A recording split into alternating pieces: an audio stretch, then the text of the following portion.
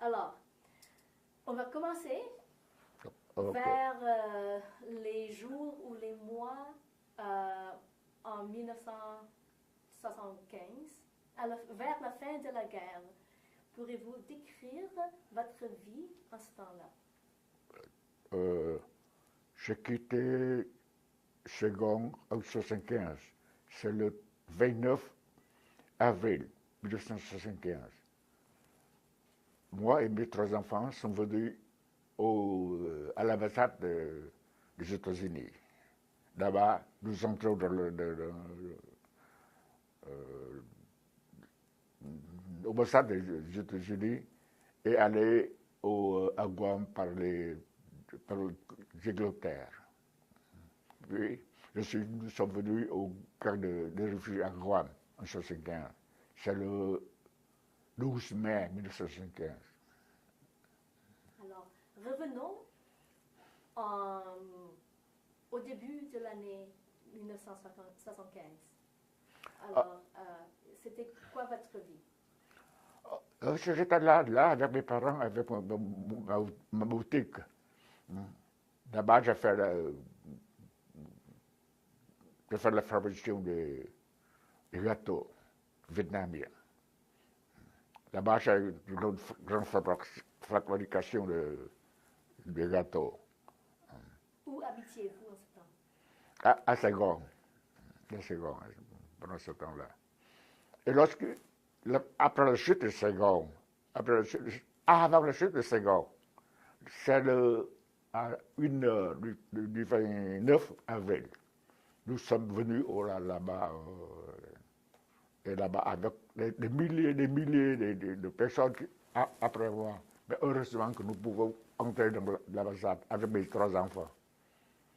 Comme que les photos que vous voyez là-bas, avec mes trois enfants, que nous sommes venus dans 40 secondes. Et nous sommes venus 9 personnes seulement, parmi eux, mais 4 de nous et 5 autres. C'est dans l'ambassade. Après quoi, je suis à Guam. Avant cela, le 29, vous êtes rendu à l'ambassade. C'est le 29 avril. C'était quoi? Pourquoi aviez-vous décidé de partir? Parce que avec les communistes, je les connais. Je ne peux pas vivre avec les communistes, c'est ça. La seule chose, c'est là. Avec moi, nous, communistes. Je ne peux pas vivre avec eux. Bố phải nói tại sao? Bố phải nói tại sao? Comment? Parce que je les comprends. Je les comprends communistes depuis que j'étais 22 ans, 20 ans. Je travaille avec eux. Avant que je travaillais avec eux depuis 3 ans. Depuis que je suis 19 ans. Jusqu'à l'âge de 20 ans. On veut me tuer, mais heureusement que je peux passer. Et puis, en 1964, j'ai quitté le nord du Vietnam pour aller au sud du Vietnam. 54 chứ 64. Non, en 1954. Alors, vous parlez des événements de 1954-55, quand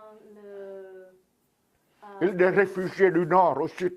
quand vous habitiez au nord du Vietnam. Alors, pourrez-vous continuer? J'étais au nord du Vietnam.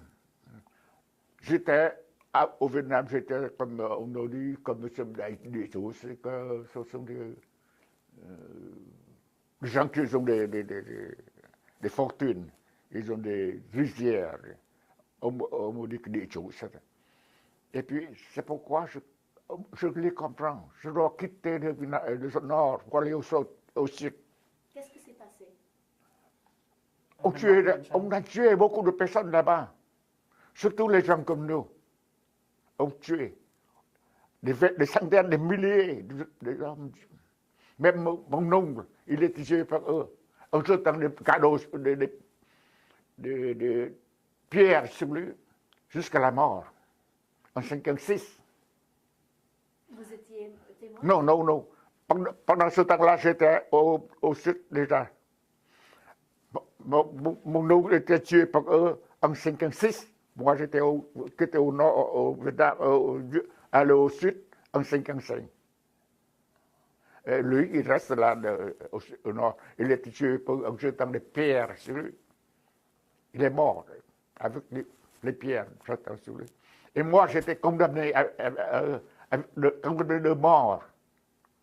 Moi et mon père étaient condamnés à mort. À cause de quoi? Parce que nous sommes des gens des riches, condamnés à mort. Mais heureusement que mon père, nous et moi, nous pouvons aller au sud avant ce temps-là. These are just farmers. They own land, therefore they must die because they, at the time the communists came, you're not allowed to own land, and it's the people revolution type of thing. So all landowners are being prosecuted and killed, and that's why his uncle and the other family members who stayed behind are killed. Alors, vous étiez condamné à mort. Comment c'est arrivé que vous échappiez à ce temps-là? Oh, j'ai quitté là-bas 8 mois avant ce temps-là. Avant ce temps-là. J'étais quitté le Vietnam avant en 54.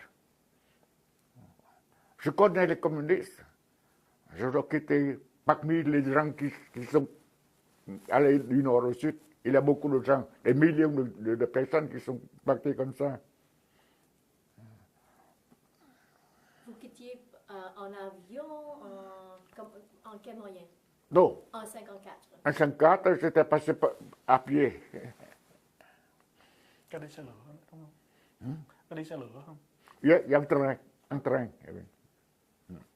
Un train jusqu'à Haiphong, jusqu'au port de Haiphong. Et puis prendre le bateau et l'avion. Moi, je prends l'avion, tandis que les autres prennent le bateau pour aller au sud. Et vous êtes arrivé au sud En 55. en 55 avec les mains blanches? Non, avec mon père, ma mère et quelques de mes frères. Mà cũng phải đi tay trắng thôi. Cái gì? Đi tay trắng thôi. Chứ đâu có của gì nữa. C'était trắng, oui. Yes, avec les mains mélanges, avec les mains pas vides. Rien du tout. Alors, ça c'était en 1955, 4-55, et c'est pour ça que vous dites que vous aviez la connaissance de la communisme. Alors, Lorsque je suis à Saigon, je travaille avec la presse avec l'armée. Après quoi, j'ai quitté l'armée. Et puis pour faire le commerce. alors étiez-vous en bataille aussi? Oui? Vous étiez en bataille aussi dans la guerre? Non, non, non. Je ne travaille pas dans l'ambassade. Juste à Saigon, je vivais seul. Avec mes gens. Je fais dans la presse avec l'armée vietnamienne. Alors, mais vous avez vu la guerre comme membre de la presse pour l'armée. Vous avez vu les batailles? Vous étiez témoin de la guerre? Quelle guerre? Non, je ne participe pas l'assaut au sud. Non. Je travaille dans l'armée, mais je suis à travers la presse, dans la presse de l'armée. Je ne combat pas. Alors, This is after 54, right? You're talking oui, about? je suis à 54. Cho nói là khi mà bác làm nhà báo là bác có thấy chiến tranh không? Có thấy đánh nhau không? Có thấy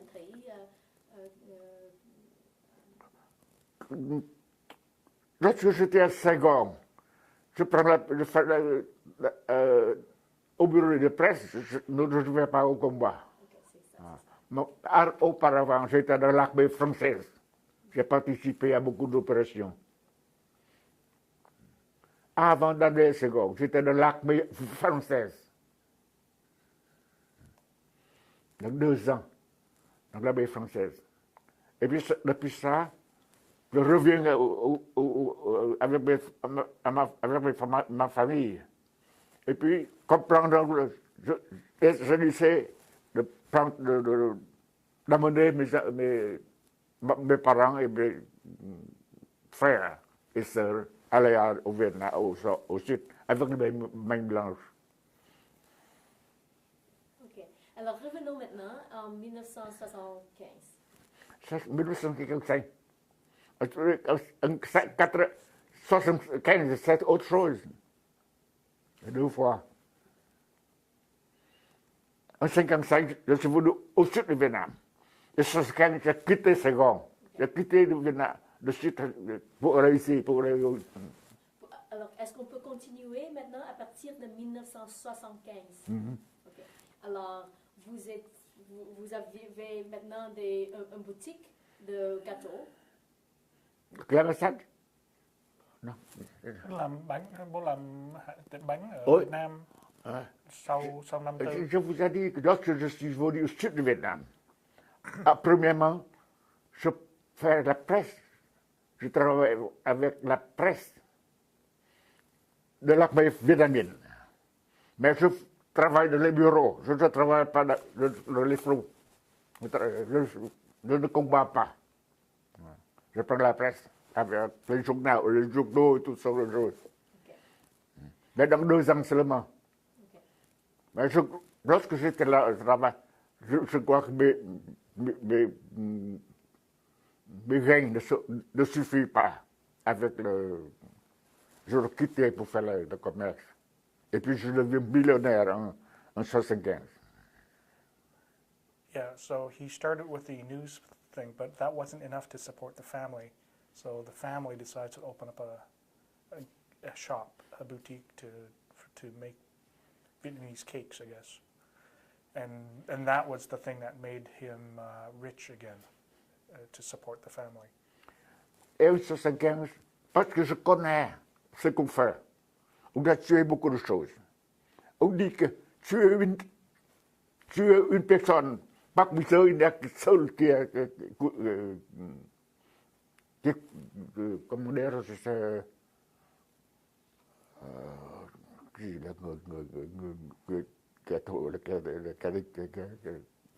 un seul qui est coupable, on peut tuer 100 personnes. Mais parmi eux, il n'y a qu'une personne coupable. On peut tuer 100 personnes. C'est ce qu'on dit. C'est pourquoi je connais, je les connais, je aller au sud. Et lorsque je les fais au sud, tout de suite, je laisse tout pour aller au nord, n'importe où.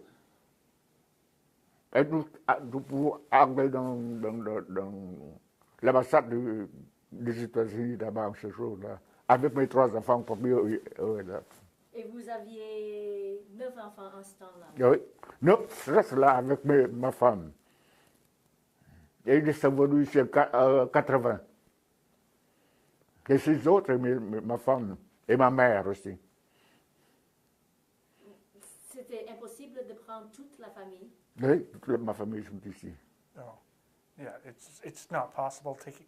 I mean, the oldest was 12 at the time, and the youngest was 2. There's no way we could take 9 kids at that time, or there's no way he could take 9 kids at the time, because it's chaos at the time, right? So even us taking me, I was the youngest with him, and I was 9, and it's chaos trying to fight through crowds and stuff. So there's no way, and we were very lucky to get through. Il a 6 ans en ce temps-là. 9 ans. So they're trying to take young kids is impossible. So he basically made the decision to leave the younger kids back and take the 3 oldest. And because I think we saw helicopters at the U.S. Embassy, and that my dad decided to make the decision, okay, we're going to leave now. And he took the 3 oldest sons with him to the U.S. Embassy. And when we got there, it's chaos. People are climbing fences and surrounding the embassy, finding any way to get in.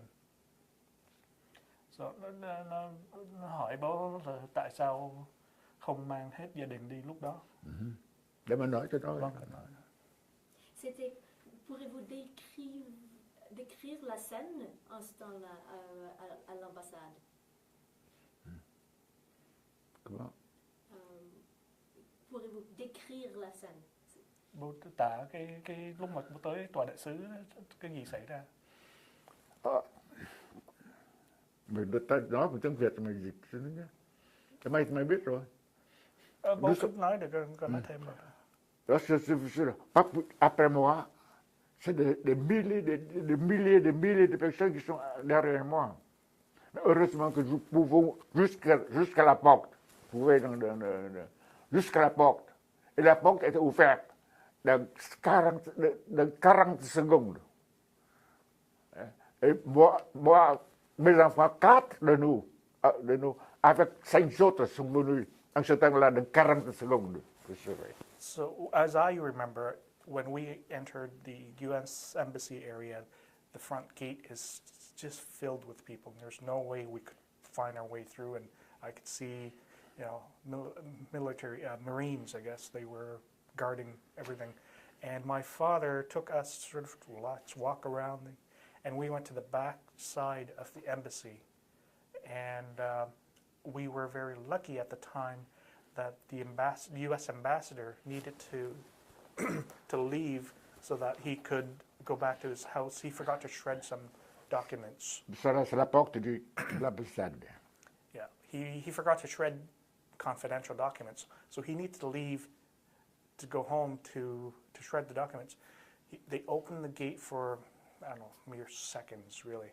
And when the gate opened, they realized people are rushing through because everyone was around there. We were lucky enough that we were close to the front and we got pushed in as a result.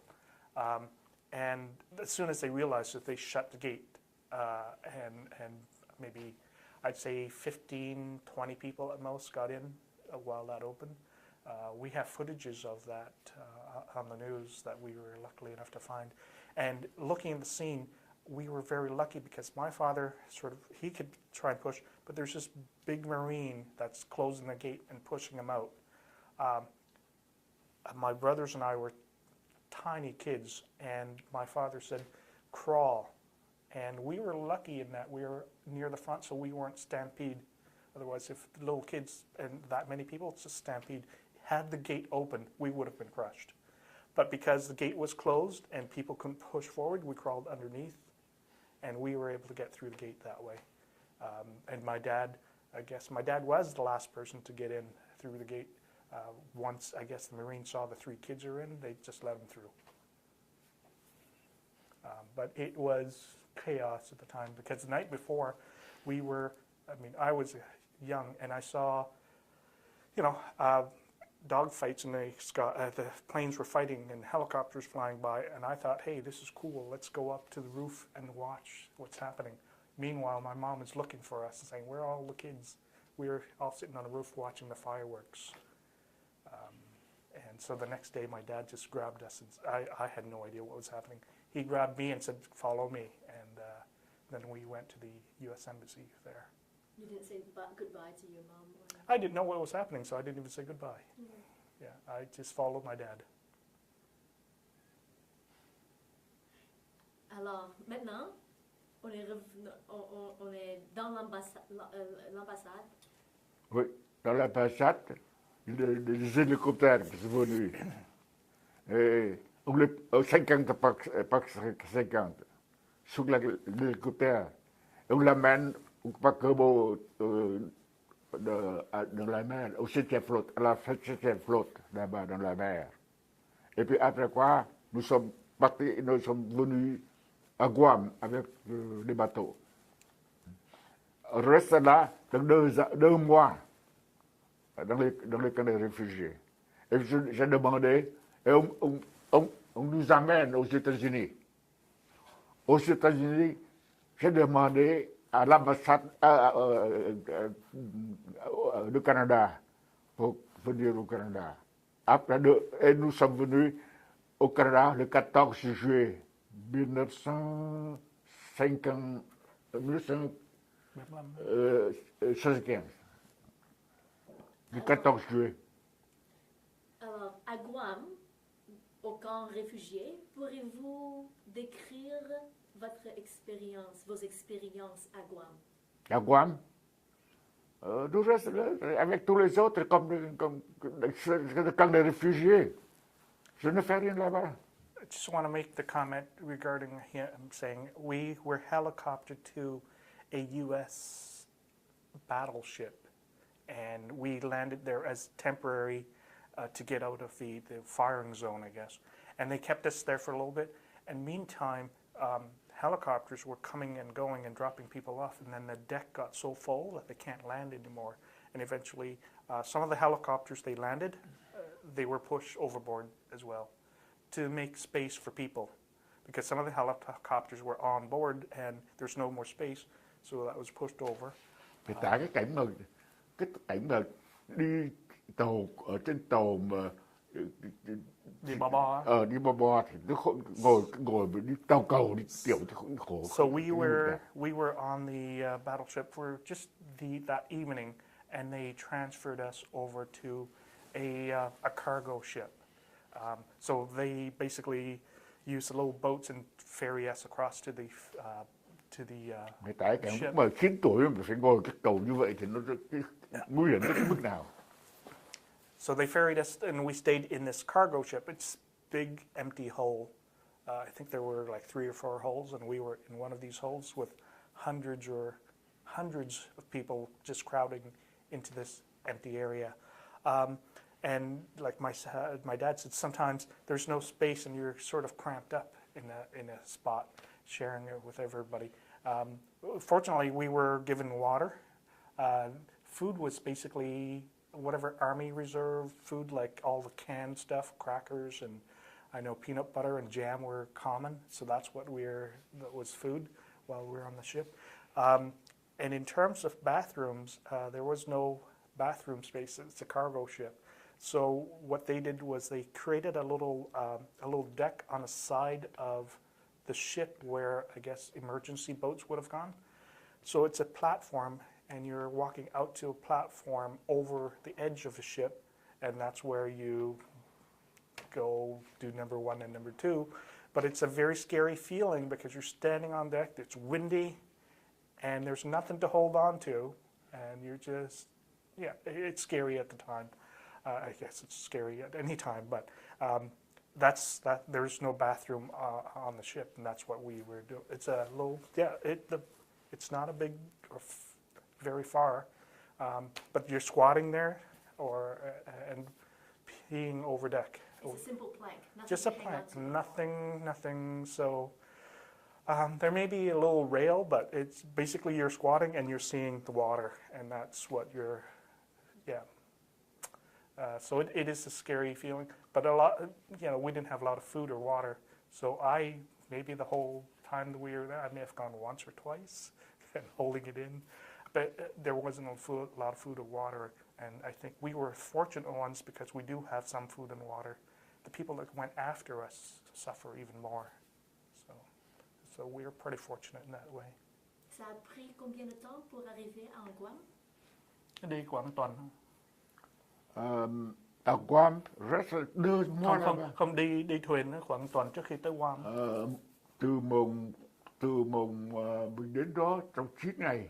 So, 9 days to get. Mình đến đó là mùng 9 tháng 5. So so it's about 9 days that we went from Vietnam, Saigon to Guam. And then we stayed in Guam for about 2 months.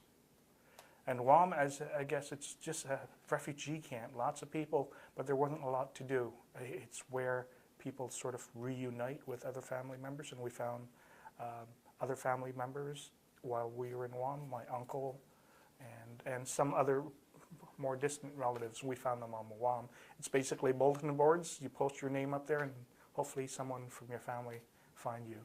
And Đó cho chị biết là ở Guam mình đã xin đi Canada rồi, nhưng mà Canada không nhận. Right. Rồi sang Guam, sang Mỹ, mới lại phái đoàn Mỹ mới cho đi.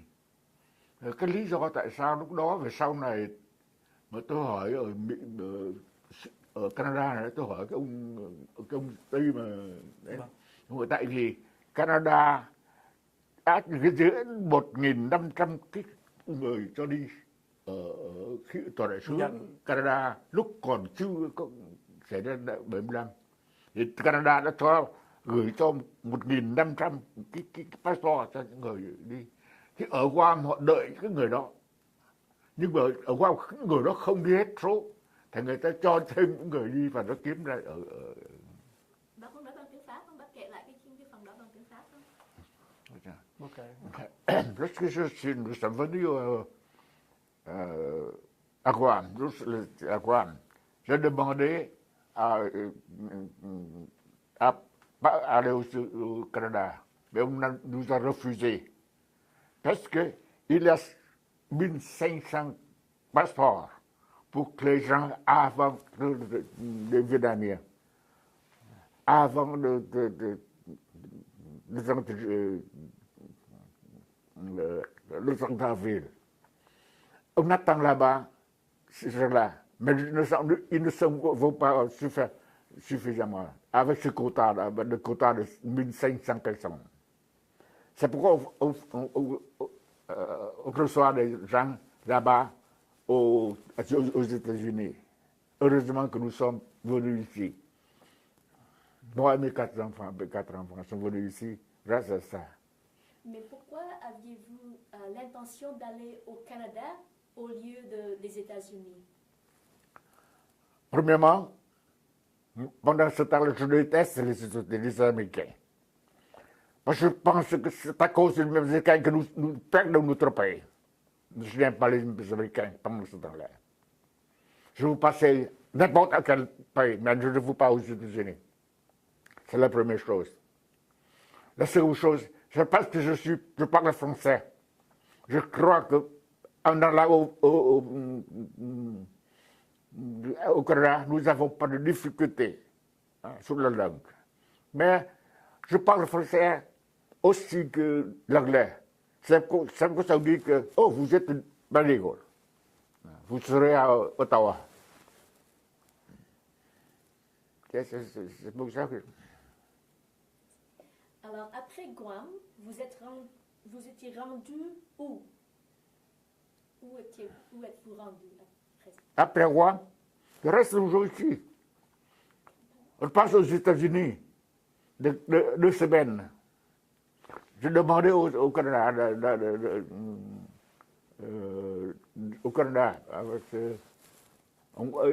demandé d'aller au Canada, et je suis venu ici le 14 juillet. Alors, on vous a envoyé à Camp Pendleton, c'est ça? Yes. À Camp Pendleton, nous demandons au Canada, phái đoàn gọi là gì? Phái đoàn Canada, phái đoàn tìm người đó. Délégation?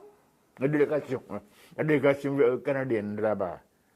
Et on m'a permis d'aller ici, au Canada. Et moi, j'aime le Canada plus que les États-Unis. Alors, c'était seulement à Camp Pendleton que vous aviez... que vous avez reçu la permission. La permission d'aller au Canada.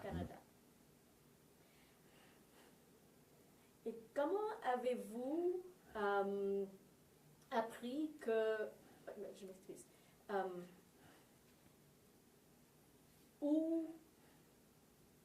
Comment avez-vous appris les détails de votre destination finale au Canada? Au Canada, là-bas, on m'a fait une intervention, Interview. Họ làm cuộc phỏng vấn.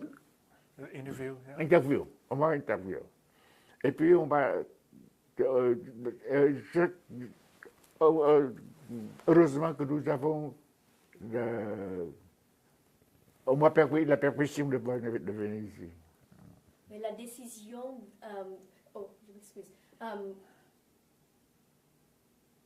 As in why you chose Ottawa? La décision pour aller à Ottawa. Oui. Pourquoi? Oui. Parce qu'on m'a dit que c'est une ville bilingual. C'était votre décision ou c'était la décision? Lorsque moi d'ailleurs, je dis n'importe où, au Canada, bien que club Canada, n'importe où. But at the same time, we found family members while we were in Guam, and they don't speak French, and so they prefer English. So we wanted to stay together as a family. So as a sort of a compromise, Ottawa was chosen because it's bilingual, and there's Quebec on one side, French speaking, and then there Ottawa, which is mainly English speaking. So the decision was, I'll settle in Ottawa because it's bilingual. Was it your decision? Was it their suggestion? How did you come up with Ottawa as the final destination? Cái đó là ý nghĩ của mình chọn thôi, chứ đâu phải là nó bắt buộc phải tới Ottawa đâu, đúng không? Mình không chọn. Không chọn. Không chọn. Không biết đi đâu mình chọn. Nhưng mà hỏi it was suggested then. C'était eux autres, c'était la délégation. On m'a demandé où vous voulez au Canada. Moi, je ne sais pas. N'importe où. Pourvu que j'étais au Canada, n'importe où. Et on m'a dit, vous êtes very good. Vous serez à Ottawa, on parle les deux langues. Tandis que les autres, on ne parle qu'anglais seulement.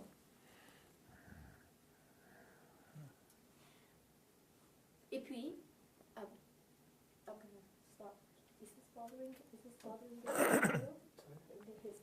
Is this scarf?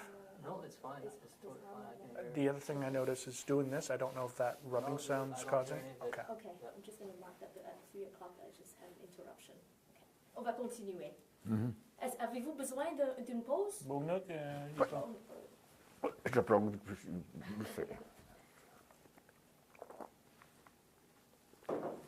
Comme tu veux. On va continuer. Sure. Alors, c'était quoi quelles sont vos premières impressions du Canada? J'ai aucune impression pendant ce temps-là. Pourvu que je suis ici. N'importe où. N'importe où il n'y a pas de communistes. N'importe où. Lorsque je suis venu ici, je ne connais pas.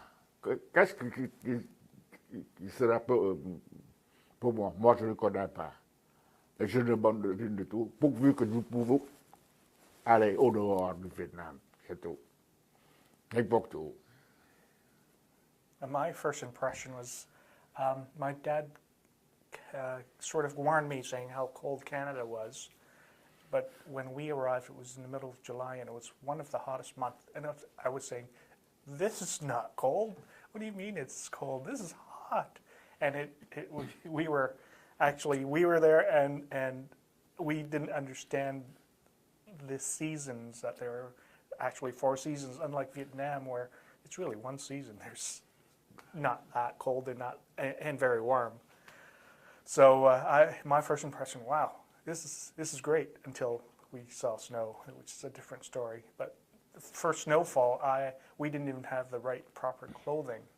So I was wearing running shoes and running around the play yard, schoolyard, and my teacher had to call me back in, and we later on he took me to one of the church, and they had clothing and shoes and boots and stuff that I was able to pick up some stuff to wear.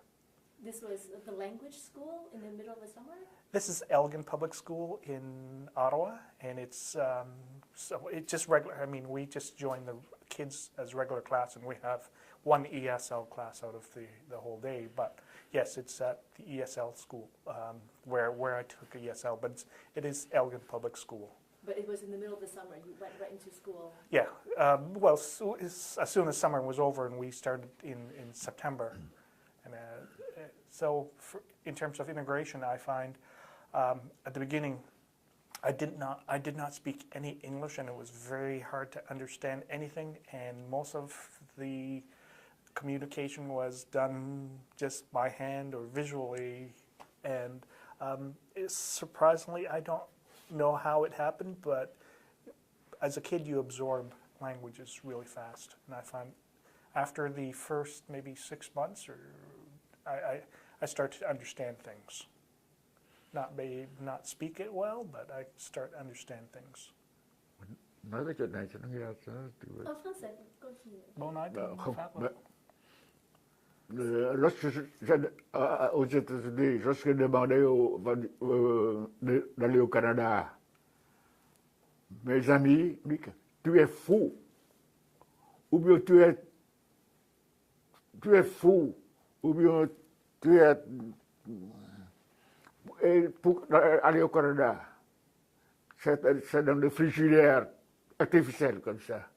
Ah, pourquoi vous allez à ça? Vous êtes fou. Moi, je n'aime pas les États-Unis. N'importe où, mais pas les États-Unis. Heureusement, après 4 ans, tous mes enfants sont venus ici. Et on m'a dit, oh, tu connais avant? C'est comme ça. So the Canadian immigration policy opened up afterwards, and he was able to sponsor the rest of the family over much sooner than anyone that went to the States. And they realized they made the mistake and not him. So. Yeah, so they thought he was crazy to go to Canada. I mean, at the time, Canada didn't open up to immigration, and we were lucky to get in only because of the $1,500. But yeah, but 4 years later, we were able to, I guess, to apply to sponsor my mom and the rest of the family over. And so they came in 1980, so 5 years later, they were able to get to Canada. Whereas in this U.S., they were stuck for a while. Quand vous étiez un des premiers réfugiés du sud-est Asie qui sont venus ici en ce temps-là, est-ce que vous aviez des soutiens, des services de soutien, des services d'intégration? Oui, j'ai reçu beaucoup de services avec le service social ici. Surtout quelques madames, quelques femmes, ils sont très bonnes. I find the ladies from the church were very helpful, very nice. They really helped us out at the beginning. Tôi rất biết ơn nữa. Yeah, Je dois reconnaître. La reconnaissance avec le Canada et puis ces gens-là. Yeah, we're very grateful for their help. But these ladies were going out of their way to help us in terms of getting food, clothing, whatever we need, essentially. So at the time, there was one lady, Madame Lewis, that we kept in touch later on. She's unfortunately passed away now, but she was very nice to us in helping our family, finding clothing and food for us. This was before the private sponsorship program began in Canada, right? So I'm not sure of a private sponsorship program, but there wasn't a person per se that from the government to help us, but the ladies from the church were the people that helped us the most. That I saw the most. Maybe my father had to deal with the government officials, but for me, I just see the people at the church. Je dois reconnaissance avec le ministre Nguyen Trieu pendant ce temps-là, et avec tout le monde qui sont aidés ici jusqu'au moment, pendant ce temps-là. Je dois avec eux une reconnaissance. Alors, ça a pris combien de temps avant que vous pouviez sponsor votre famille? Sponsor, you know. Comment est-ce que le reste de votre famille sont venus ici? Votre femme et... So it took 5 years. So after 4 years, he was able to sponsor, as in start the paperwork. And then a year later, which is 1980, that my mom, January 25th or so, January 25th, 1980, that my mom and the rest of the family, my siblings came over Yeah, but a lot of it is only because the Vietnamese officials were holding back the paperwork, so it was very hard to push the paperwork through on the Vietnamese side. Once Canada was opening and allowing sponsoring of family reunification, I think it was. So, but a lot of it is just the Vietnamese side trying to hold people back. Et dans les premières années de votre intégration ici, pourriez-vous décrire vos expériences? Quelles expériences? C'est quoi? Les premières années que vous étiez ici. Oh! Je suis ici après un mois. Je peux chercher au travail à l'imprimerie Crane. Et je travaille jusqu'à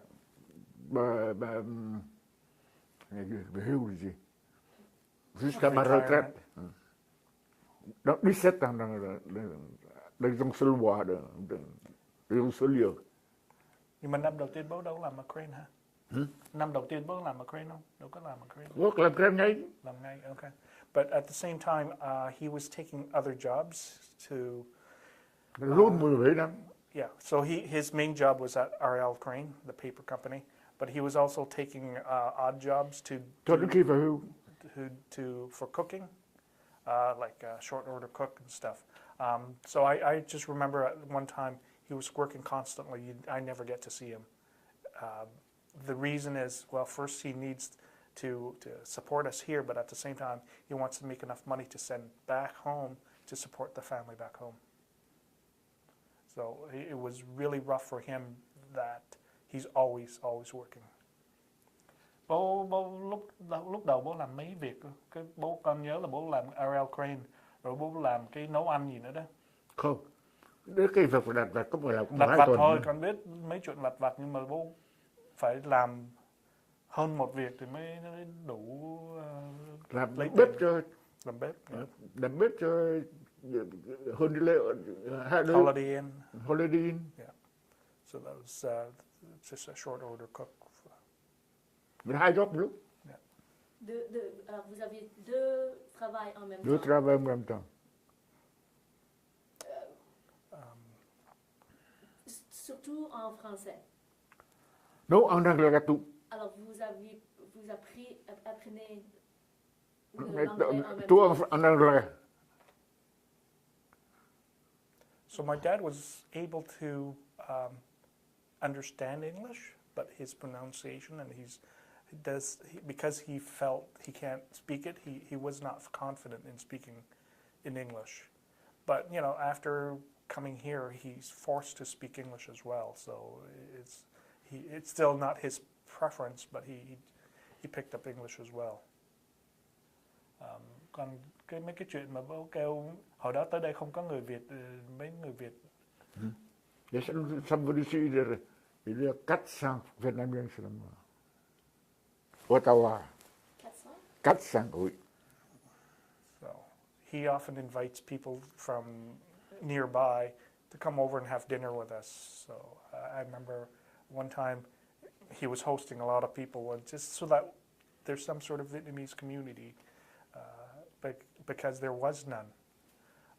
At the same time, trying to find Asian food was very difficult. Spices and flavoring, there's almost impossible to find. Not like right now where you could go any grocery store down in Somerset.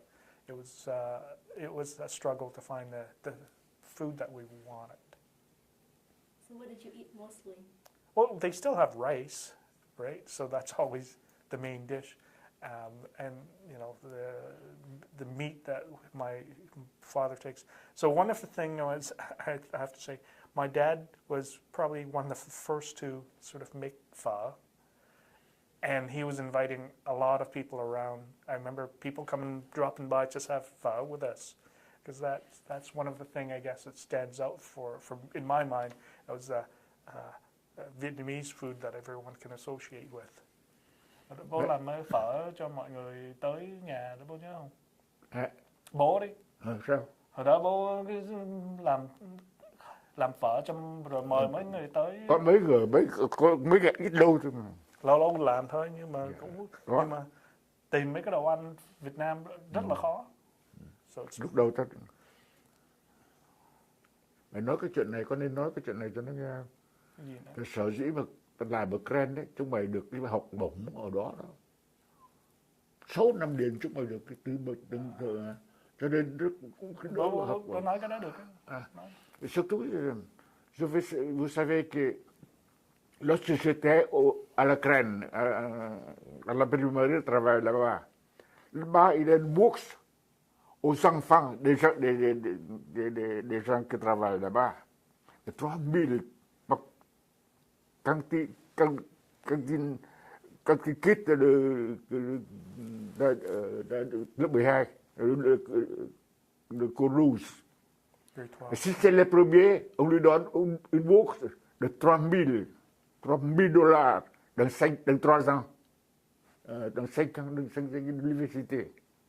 Et heureusement que si c'est mes enfants, au premier parmi les enfants des employés là-bas, le premier parmi dans 6 ans, mes 6 enfants ont reçu cette bourse-là. Lui ici, il a reçu cette bourse. So the president, I remember receiving a scholarship from him, and the president of RL Crane shook my dad's hand and congratulated him because he's never seen that, I was the fourth to receive it, and my younger brothers eventually received it too, but he was impressed of that he's never seen a family receive scholarship year after year. And so it was, I guess it's a sense of pride for my dad that he was able to get us, 6 năm liền. yeah, to get us 6 years in a row. Until, I think, Một cái bourse chỉ có một người chứ. Nhiều người chứ. Không, có một người. Okay. So it was, I guess we are proud of that accomplishment for Les ourselves. bourses étaient seulement pour des performances très hautes. I mean, It's for high performance. yes, Not for everybody could get. not everyone could get, yeah. So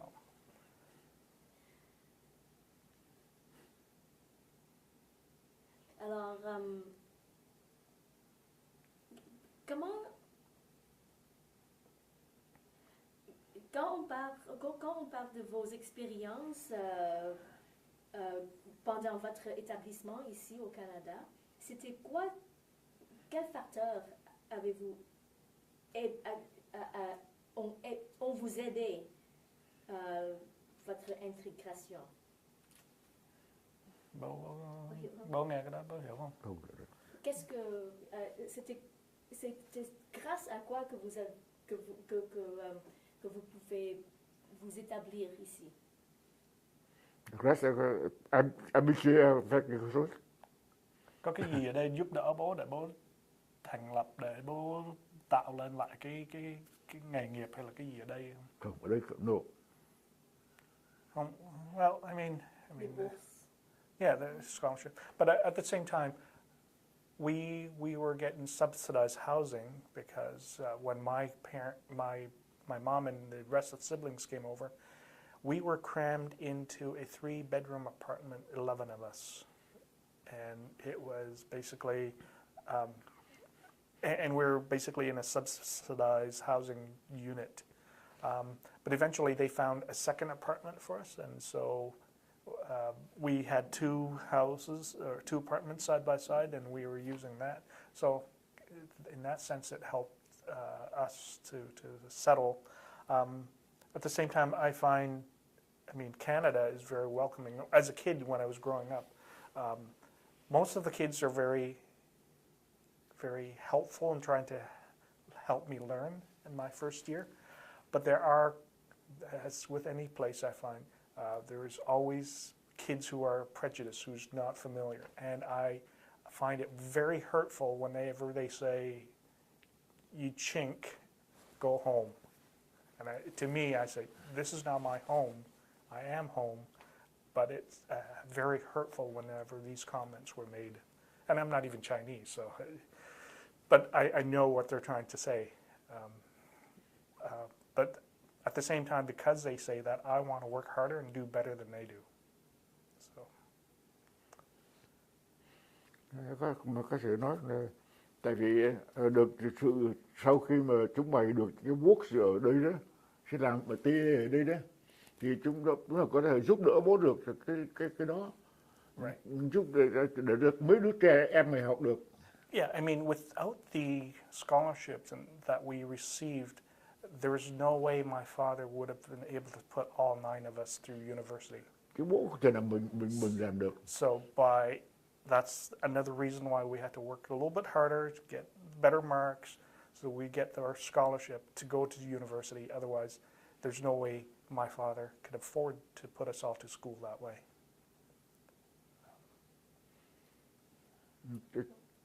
C'est pourquoi je dois que je dis à mes enfants, le Canada est votre pays. Il faut que vous êtes fidèles avec le Canada. Parce que vous êtes Canadien maintenant. C'est votre patrie. C'est son patrie. Et le Canada est mon patrie. Je l'ai dit qu'il faut être fidèle aux États-Unis, au Canada. And it's just bringing up the similar thing. It's not just school. My father put us to take martial arts class, and we went to take judo classes. And again, he put 3 of us through to the 3 oldest sons. This is in 75 and 76. So we put us to judo classes, and he can't afford it anymore for all of us year after year. So what happened is the instructor who taught us, this is at the YMCA, he was so impressed with how hard we worked that he sponsored us. He allowed us to take the class for free. And in one of the tournament in that must be 76, where he took us to a tournament, and basically my oldest brother got gold, my second brother got silver, and I got bronze. And so again, we're always trying to work hard. And this at the same time, this instructor is so impressed with us. He wants us to be there, and to encourage his classes is how well they can do. And we were competing against, at the time, the Takahashi Judo Club. They were well known, and they are still very well known right now in Ottawa. I don't know if you know them, but the Takahashis were the club to beat. And we went there, and we, again, in our weight category, my brothers and I took gold in all the places, in all our weight categories. And again, it's about that working hard to show that we can integrate and we can do well here. And just a lot of hard work. And especially considering that you barely saw your dad. He was working. He was working. Yeah, and whenever he's sleeping, leave Dad alone, don't interfere. So yes, it was hard on us, but at the same time, it made us, I guess, more independent. I mean, there are times I was young, and if something happened, I would sometimes think about my mom and say, "Where's Mom? I want Mom here," and I cry to myself, but at the same time, it makes me more independent and stronger. Et je voulais te dire que parmi la politique, on peut chercher n'importe quoi, mais non communiste. Jamais avec le communiste. Jamais, jamais, jamais. Je dois te dire ça. On peut chercher n'importe quelle politique, mais avec les communistes, jamais. Alors, ça a pris combien de temps avant que vous vous sentiez établi au Canada? Je me sens très établi au Canada. J'aime ce pays. J'aime le pays comme mon patrie, comme je vous ai dit. Not sure I understand the question. How long did it take for you to feel Comfortable. established? I guess as a kid, I integrate much easier than my father. I mean, after the first year, I started to learn English and be able to speak it. And like I said, we do activities and play soccer and join the other kids so it's easier for me to integrate as a kid. It may be harder for my father, and therefore he wants to sort of create a Vietnamese community type of thing. So he gets more involved with that type of thing. So I wouldn't say it's a full integration into the Canadian culture, because he still wants the Vietnamese cultures and people with common backgrounds. And so I know he's involved with with the Vietnamese community in that sense. Bố có làm với lại cộng đồng người Việt mấy năm bố nhớ không? Là 10 mấy năm, khoảng 10 năm, 12 năm gì đó. So that he was with the Vietnamese community. Bố là cái người chủ tịch hội người Việt đầu tiên ở đây. So he was the, I guess, first President? of the Vietnamese community. Lúc đó mới có 400 người Việt đấy thôi. With 400 people. Mas eu também ainda 400 pessoas, 400 vermelhos lá. So I guess the Vietnamese Community Association was created with him being the first president of the. Est-ce qu'il y avait des difficultés quand le reste de votre famille sont réunis avec vous? Est-ce qu'il y avait des difficultés dans l'intégration et dans l'intégration pour toute la famille? Il n'y a pas de questions avec moi. Il n'y a pas de questions avec moi. Còn là muốn hỏi đấy. Hỏi là Khi mà đoàn tụ lại có khó khăn gì không? Cái difficulté, non. Pour moi, je n'ai aucune difficulté. Tous mes enfants sont assez bien dans la société. Ils vont bien dans la société, tous mes enfants. Ils ont visité ici, ils peuvent travailler comme il faut. Une famille comme c'est pourquoi ça n'est rien. J'attends seulement la mort lorsqu'il est venu. So one thing I found when my family came over, my mom and siblings came over, and because I was too fully integrated into the Canadian culture, that and every time we go to school, and I try to talk to my brother in Vietnamese, the teacher was saying, no Vietnamese, English only. And so we started speaking English only, and as a result, I was forgetting how to speak Vietnamese. When my siblings came over and I realized it's very hard for me to speak to them at this point, I had to relearn Vietnamese at that point, because after 75, so after 76, I must have been speaking only English, even with my siblings, who are my two older brothers. Even at the house? Even in the house, because we were told, no, learn English, you got to get better at it. So we could only speak English, and as a result, I was forgetting how to learn, to speak in Vietnamese. Because I was 9, so when they came over, I was 13, 14, and I had to go and find Vietnamese books and start reading so that I could understand it, and speaking to them again made me learn Vietnamese again as well. So when you say integration, yeah, we integrate, and sometimes too well, and you forget. Et puis, avant qu'on conclue, vous avez mentionné, or you mentioned that you had difficulty sponsoring your family over. Can you describe the difficulties? Pourrez-vous décrire les difficultés? Pour apporter ma famille ici. làm giấy tờ khó khăn ở đây thì không khó khăn. So it's like I said, the problem is not with the Canadian government. They were, open arms and welcoming the sponsorship of our family. But back in Vietnam, just getting the paperwork and trying to push it through, and the Vietnamese government are reluctant to let people go. The problem is over there on that side. It has nothing to do with the Canadian government. The sponsorship in the Canadian government was smooth, I guess. When was it that you were able to file the first paperwork? 79 c'était đó. quand? Khoảng 79 mới đến nộp đơn để bảo lãnh. 77. Mà mãi 80 mới sang đây. Oh, since Alors, 77. vous avez commencé les... J'ai commencé en 77. Et en 80, ma famille sont venus ici, de 3 ans. So 3 years. Okay.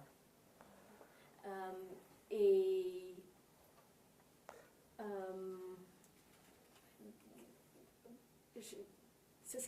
c'est une entrevue avec vous, mais pourrez-vous décrire brièvement comment c'était la vie pour votre femme et les enfants dès que vous êtes partis?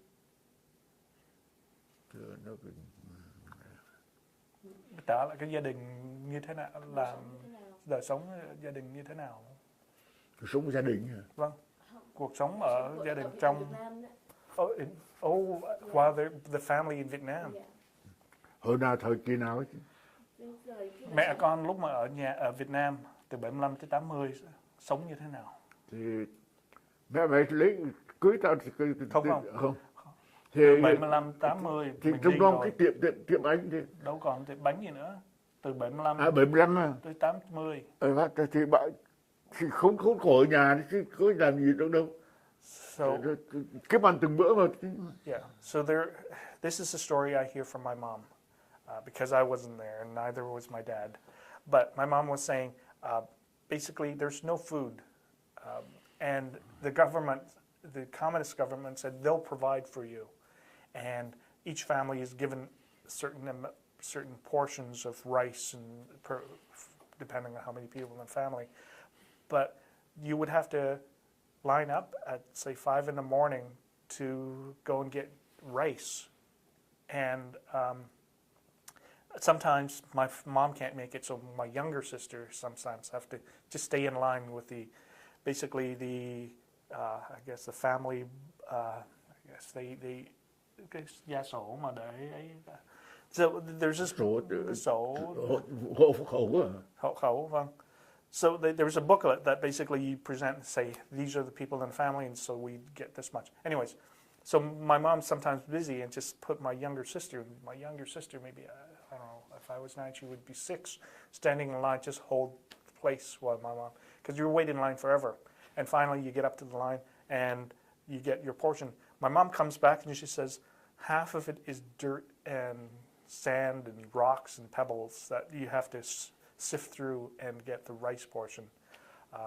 There wasn't enough rice, so we often ate they ate baba, con không biết là what is baba? Like oats. Cái quả bò. Baba. It is avoine. Yeah. So Avon. and yeah, congee is common just to dilute everything, but at the same time, baba is the substitute, which is oat, and the other thing, khoai mì, cassava. Yeah, cassava. Khoai mì. So basically, find anything to eat.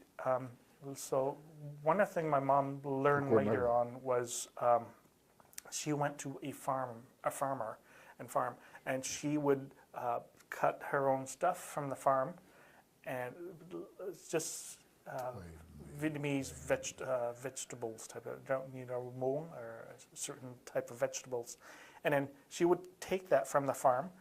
She would clean it all up, and whatever the leaves that are bad or start to wilt or is crushed, she would keep that, and that's for the family, the kids to eat. She would take the good ones and bundle them up and sell them at the market. So at the same time, she's taking that money to pay for the farmers where she bought the stuff from, but at the same time, she's able to keep some of the stuff for her children to eat. So at the time, there's basically no food at all. I know at times my brother was saying they're starving, and to the point where they would eat anything. And I kind of noticed that only because now I'm sort of comparing myself with my younger brother, who's only a year older, but I was much bigger than him when he came over here just because of malnutrition. There's nothing for them to eat. But my mom, by doing this, she was able to find food for the family to eat. in terms of finding money, there was, even if you had money, they had changed the currency several times to, where $100 becomes $1 dong, the dong. So it becomes, you devaluate the currency so much that it becomes worthless. And that went several times, not just once or twice. So currency was something you don't want to keep. So the other thing my mom does is she raised farm animals, so pigs. So she basically, the nice thing she says about pigs is you feed them anything, they'll eat. And once they're big enough, she sells them to the market and then get money that way as well. Did she have a salary job at the time? No, there's no salary job, so she sort of finds her own way, like going to the farm to find to get stuff. But there's no jobs that you could find and work at. Yeah. So you were sending money home, like vous envoyez l'argent à votre femme. Avec ma Bố femme. có gửi tiền về không? Có. So, đó chị hỏi vậy đó. Alors maintenant, si on peut conclure votre histoire, votre raconte, est-ce que vous parlez de vos expériences beaucoup avec vos enfants ou vos... Kinh nghiệm đối với con với cái hả? Bố có kể lại cho con cái không? ou vos... Kể gì? Viết lại hả? Vâng. Cuộc đời của bố hoặc là tới đây hoặc là tới... Est-ce que vous Cái, partagez? tất cả ta đã viết ở trong cuốn sách này. So he did write a book that he... so he wrote most of this down into a book, and he published them and gave them to friends and families. I don't... this was done 2 years ago? About 2 years ago. He wrote a book, and I read through it to understand his life before. Trong cuốn sách của ta cũng viết là chúng mày là phải trung thành với Canada, chúng mày là người Canada, chúng mày trung thành với Canada, chúng mày là người Canada rồi thì phải trung thành với nước Canada. Nó là kiểu mà ta biết ơn. Vous pourrez dire ça en français si vous voulez. J'ai dit à mes enfants que vous êtes Canadien, il faut être fidèle avec le Canada. C'est ton pays. Le Canada est ton pays, mais pas vietnamien. Since vous encore vos ancêtres sont les Vietnamiens. Mais pour le moment, vous êtes Canadien. Il faut que vous êtes fidèle avec le Canada. C'est un très bon pays. C'est un très bon... Peut-être vous avez déjà répondu à cette question, mais qu'est-ce que vous pensez, de quoi est-ce qu'on peut apprendre de vos expériences? Si vous... Quelle expérience? L'expérience avec quoi? Qu'est-ce que la jeunesse canadienne pourrait apprendre de vos expériences personnelles comme réfugiés? Ở trong kinh nghiệm của thiếu niên Canada, Kinh nghiệm của bố có thể truyền lại cho mấy đứa trẻ ở đây không? Và ở đây học được cái gì từ cái kinh nghiệm của bạn? Qu'est-ce qu'on peut apprendre de vos expériences? Bố có một lời nói với lại tất cả mọi người rằng dù là người được sinh trưởng được nước Canada công nhận là Canada thì phải trung thành với nước Canada, có thế thôi. Đó là một cái điều mà bố nói với tất cả mọi thanh niên ở lại được ở Canada, được sống ở Canada thì phải trung thành với Canada và phải theo tuân thủ luật pháp Canada. Đó là cái điều mà tôi nói với tất cả những người di cư bất cứ quốc gia nào, bất cứ cái nào thì phải đã là người Canada mà đã biết rằng Canada thì phải hiểu Canada là cái nước rất là tốt. So he's saying that we need to be loyal and faithful to Canada because they have accepted us I am now Canadian and I have to support Canadians as best as I can, or support Canada as best as I can. And oftentimes I forget that I'm Asian. I feel I'm Canadian most of the time, and sometimes I get reminded by by outsiders that I'm not Canadian because of the things they do, the prejudice that I see. And that it reminds me again, oh, I'm not white Canadian. And often it hurts me, but at the same time, if I have any advice for the younger kids generation, is that doesn't matter. You work hard and you can overcome any of that. You just ignore the fact that there are people out there that will, I guess, are maybe jealous of you, of your accomplishment, and just work hard and you can accomplish anything in Canada. Ngoại trừ một điều, là nếu nước Canada mà trở thành cộng sản thì biết ngay. So if Canada ever becomes communist, Đó là cái điều bố nhắn tất cả con cái và con cháu sau này. This is the only exception to his previous comment about being faithful to Canada. If Canada ever becomes communist, then we are allowed to leave Canada and fight against that. Yeah, we should Nhưng never. cái điều đó thì muốn nói chơi vui theo thôi chứ chắc chắn không bao giờ Canada thành cộng sản được. Yeah.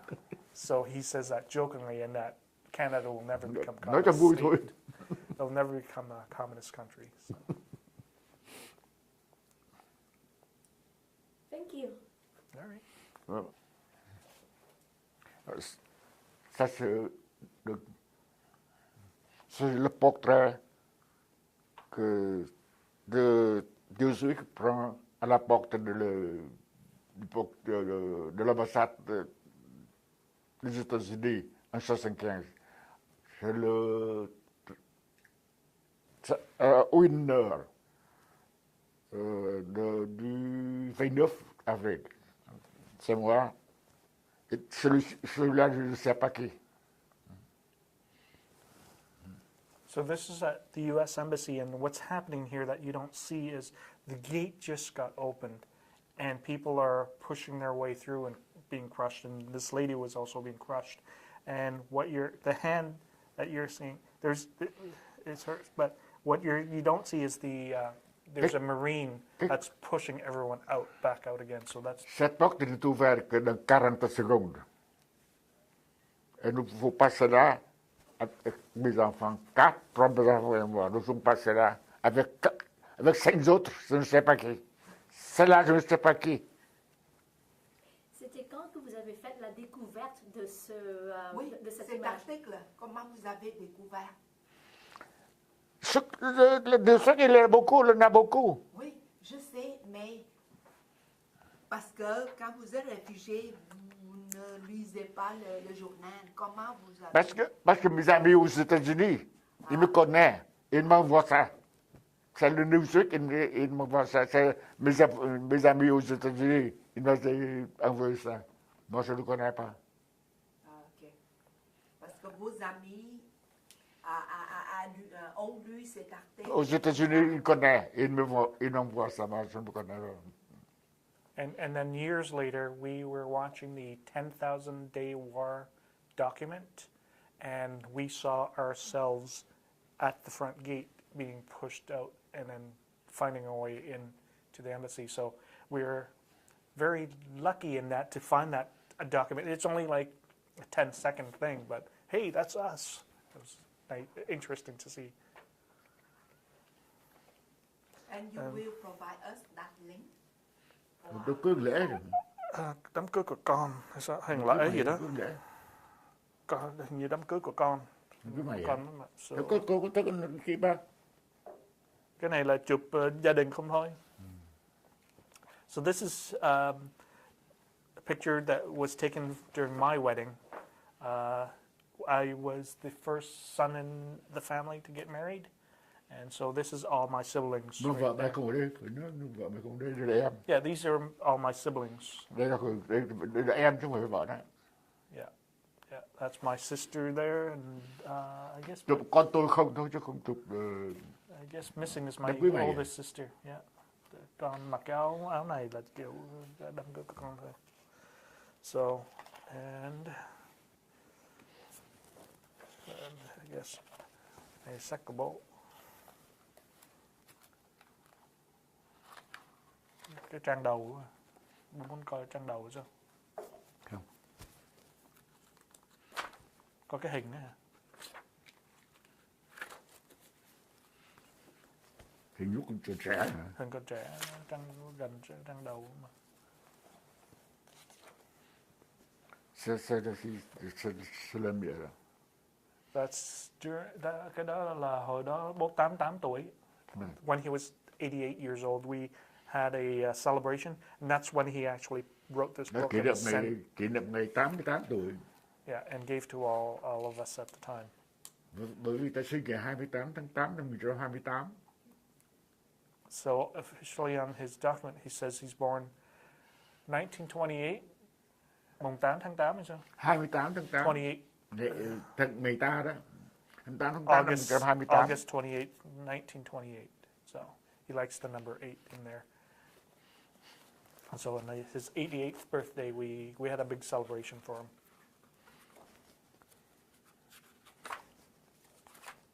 Cái tình trẻ bông lật. Đây là cái mấy còn trẻ. Nó qua rồi mà. Không, chưa đến.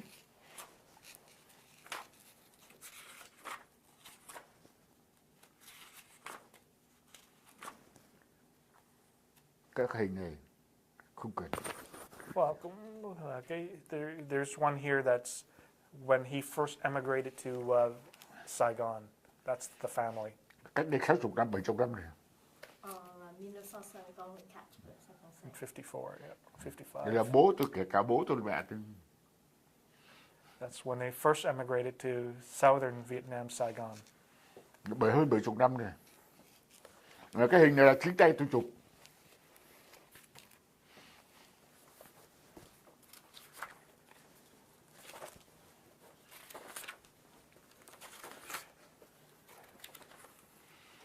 Cái hình này là chụp tôi là 22 tuổi.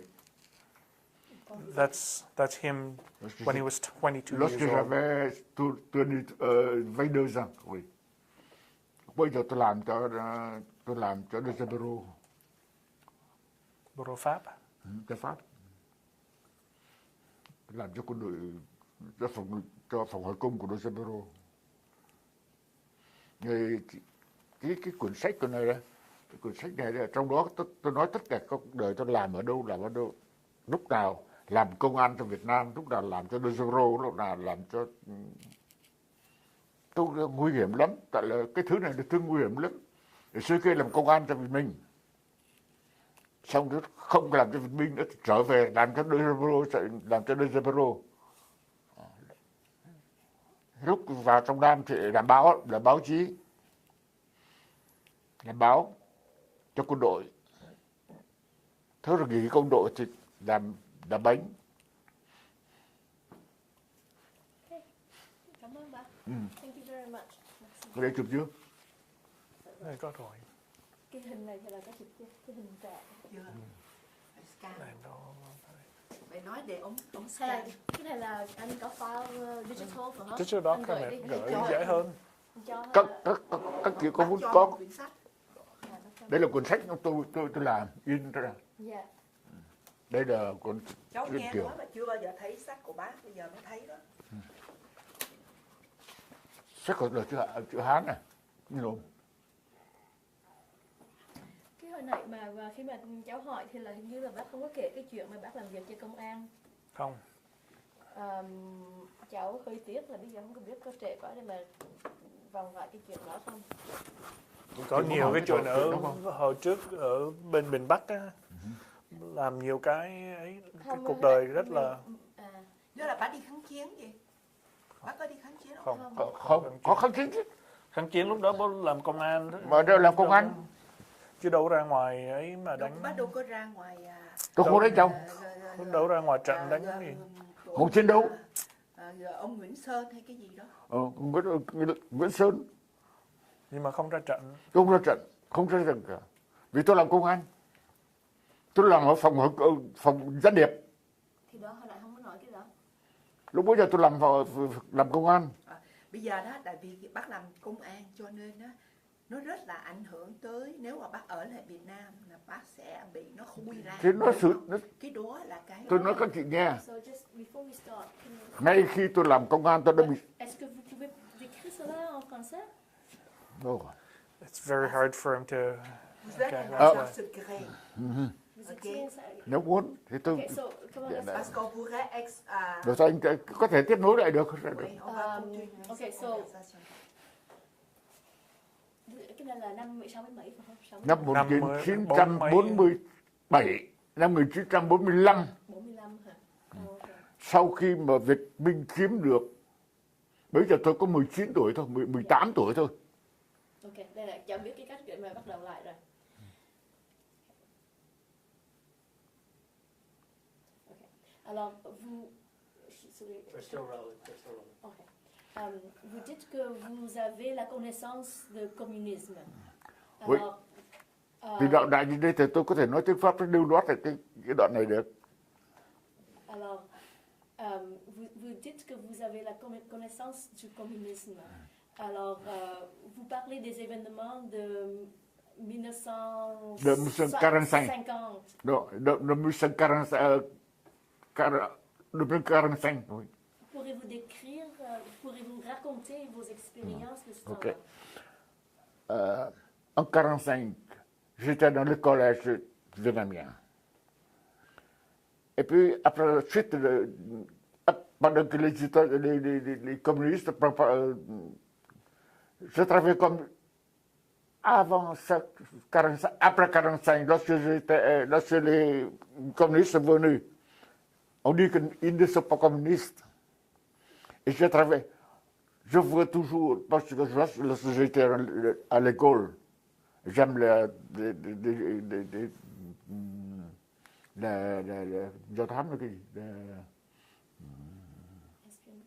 des choses de... L'espionnage? Did you know espionnage? L'espionnage. C'est pourquoi je fais le công comme la sûreté. Depuis que j'étais 18 ans, 19 ans. Mais pendant ce temps-là, je connais beaucoup de choses. On a tué beaucoup de choses. On a tué beaucoup de personnes. Je ne veux pas. Je ne suis jamais... Lorsque j'ai travaillé comme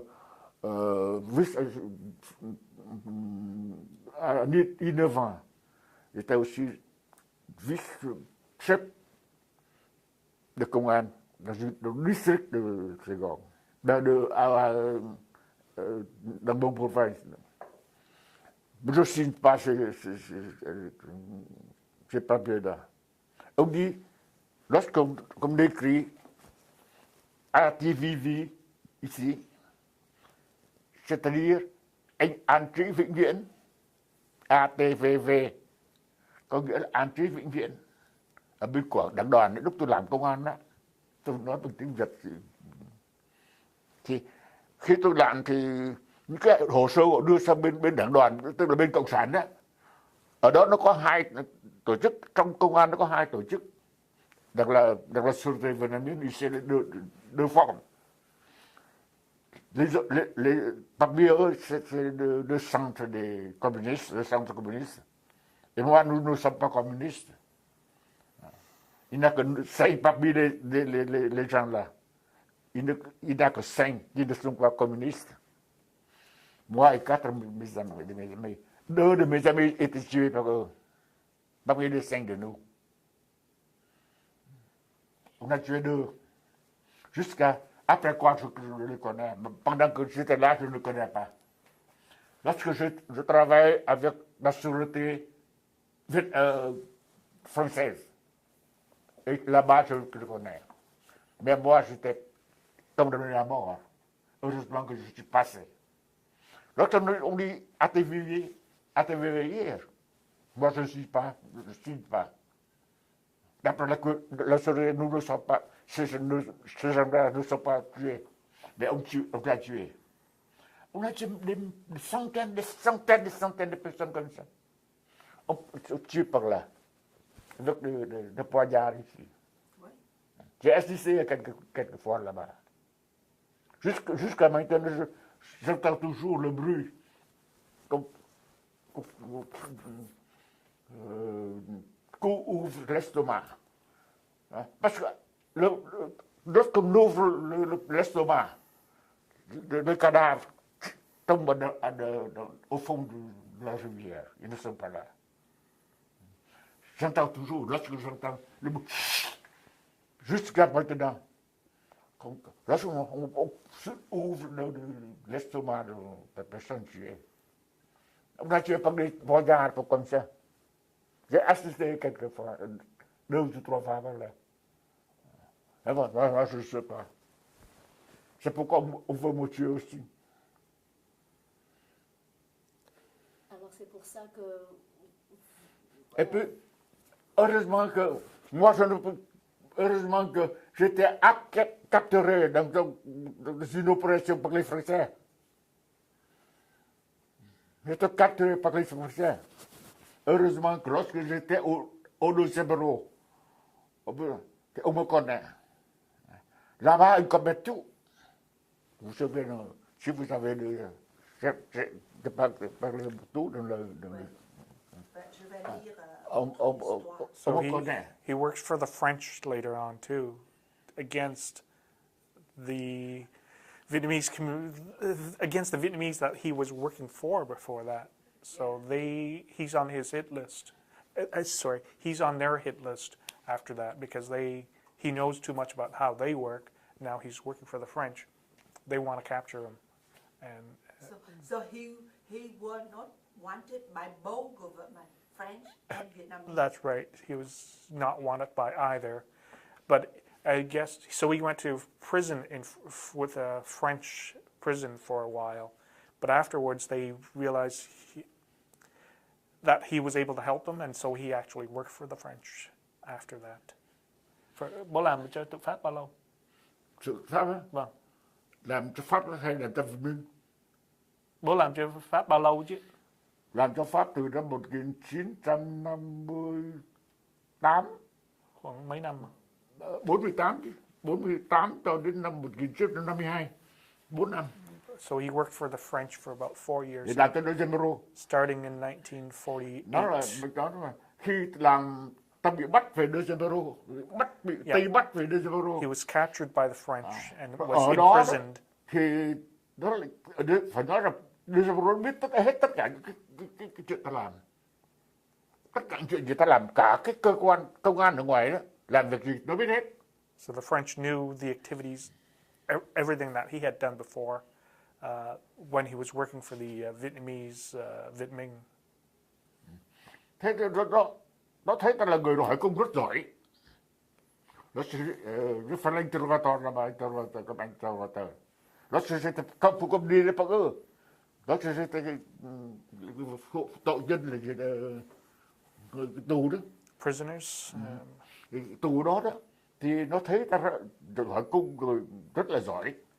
Mời ta ra giỏi hỏi cung cho Lucembourg, làm cho Lucembourg. So the French asked him to interrogate the prisoners that they've captured, the Vietnamese. Khốn nạn nữa, phải nói như cho nó biết là khốn nạn nữa là khi ông De La Tassigny đó, thì ông mới làm lên cầm quyền ở chỉ huy quân đội đó, thì ông cho là Lucembourg là toàn là Việt Cộng hết, bắt hết những người làm cho Lucembourg, cái con phản gián của Pháp lúc đó, bắt gần hết người làm Lucembourg.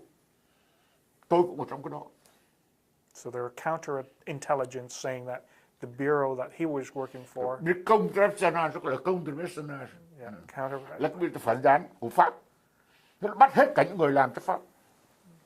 So nó tình hết. Ông De La Tassigny, ông cờ lên là ông tình hết, ông thải hết, bắt hết. Bố cũng bị trong cái đó. Và tù cho đến năm 1954. Tới 54 luôn á. Tới 54 luôn. Từ 48 tới 54 đâu có được. 10 năm rồi. Gần mấy năm. Thì làm cho bureau 48 thì 48 đến năm 48 năm 48 đến năm từ năm 45 đến 48. Còn từ 48 đến năm 54 là cho 48, 54, yeah. So he was working for the Bureau, but they're always counter-espionage, and they're saying 49. the bureau that he was working for was working for the Which- Vietnamese government. So they're again he's being imprisoned again. So because Làm cho công an từ năm 45 cho năm 49 đến năm 54. Thì đến năm 50 thì làm cho De Niro. 50 đến năm 52 thì làm cho De Niro. 52 đến năm 54 thì lại tù. Lại bị cơ quan phản gián điệp của Pháp bắt. so that was from 1952 to 1954, where he's being imprisoned again while he's working for the French. They're saying, oh, all of those, the bureau he's working for was working for the Vietnamese government at that time. So he got thrown into prison again for 2 years. Bắt cho đến tù cho đến năm 54. Đến năm là trong Nam. Nó thì biết trong Nam thì làm cho quân đội, thì làm báo chí cho quân đội. So after 54, he migrated south to Vietnam, to Saigon, Vietnam, and working. Yeah. Đến năm 57 thì là năm 57 lại bị quân đội tống ra. I wasn't clear when he said earlier on that he was condamné à mort. Còn ra My question is, how did he escape? How did he manage to leave the north, even when condamné à mort? công an gọi là năm 55 khi nó giết ông bá. Năm 56. Thế sao bố trốn được? Ta trốn trước đó, ta đi vào trong Nam trước đó. So he managed to escape just before all this had happened. Vào trong Nam trước đó 6 tháng. And then when he only found out because when his uncle died, was shot by the communists, that they were also looking for him and his family. Giết ông bá là ngày 6 tháng 4 năm 1956. Right. Thì ngày hôm đó nó công đưa ra mò 81 rồi.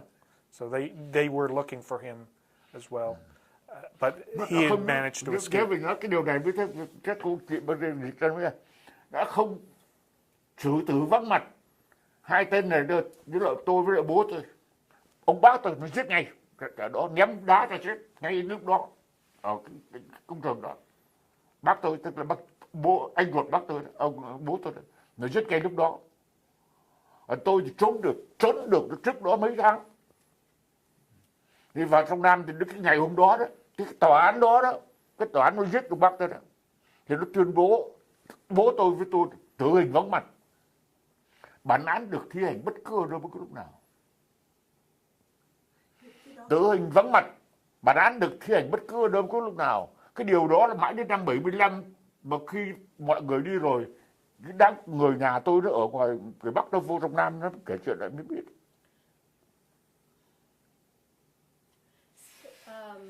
Pourrez-vous dire cela parce que ça explique beaucoup votre décision de partir le 1975. Alors pourrez-vous peut-être summariser que la condamnation à mort c'était fait après vous étiez parti déjà, mais vous faites la connaissance après que cette condamnation veut dire que l'exécution immédiate n'importe quand. Pouvez-vous expliquer cela? Je suis parmi les réfugiés en 54, non 55, en 54 plutôt, c'est le dernier jour du 54. Au premier jour du 55, je suis à Saigon. Parmi les réfugiés en 54. Et en 56, il a tué mon oncle. C'est le 4 avril 1966, il a tué mon oncle avec les pierres. En ce temps-là, dans ce bureau-là, ông công an, mon père est mort, à mort, et on peut tuer n'importe où, n'importe quoi, n'importe quand, n'importe où, n'importe quand. Ouais. Et lorsque j'étais dans la sûreté, en 49, 48 par là, on veut me tuer, mais moi, je ne connais pas. Jusqu'à ce que je travaille avec la sûreté, avec la deuxième bureau, où je connais. Je connais. Il y a des documents sur ça dans la deuxième bureau. Dans le deuxième bureau. On veut me tuer, ben, je peux échapper pendant ce temps-là. En 49, ah non, en 47 plutôt. Et après la condamnation qui était... Moi, je ne connais pas, on me connaît. Je ne connais pas, mais jusqu'à 75, lorsque après les autres membres de ma famille vont à Saigon, on m'a dit qu'en ce jour-là, moi, mon père était condamné à mort. Moi, je ne connais pas. Jusqu'au jour qu'on tue mon oncle. Alors c'est ça que vous sentiez que... Il nous condamne à mort pendant ce temps-là, en ce jour-là. Pendant qu'on tue mon oncle. Et alors c'est pour ça que en 1975, dès que l'arrivée des armées du Nord, vous sentiez que votre vie était en danger. C'est pour ça que moi, je vois jamais communiste. Jamais communiste. Lorsque je connais que les communistes sont venus, je cherche à quitter mon pays, n'importe quoi. Même, j'étais millionnaire pendant ce temps-là. Lui, il le connaît. Pendant ce temps-là, j'étais millionnaire à Saigon. Mais comme je connais que les communistes sont venus, je suis parti. Avec mes 3 enfants parmi les 6. Les 9, j'ai 9 enfants. Et 3 que je mets avec moi, je les amène en Saigon. Là-bas, reste là-bas, 6 là-bas. But I also hear stories from him that during that time in the North, it's very, again, it's crazy only because in the morning the French army would be there and they'd say, who do you support? And if you support the wrong side, you're imprisoned. And later in the day, in the night, and the communist soldiers would go in and say, who do you support? And you say support the French, you're dead. You're instantly dead. So it was crazy at the time. You can't support either one, but you have to say you support them or the other, otherwise you're dead.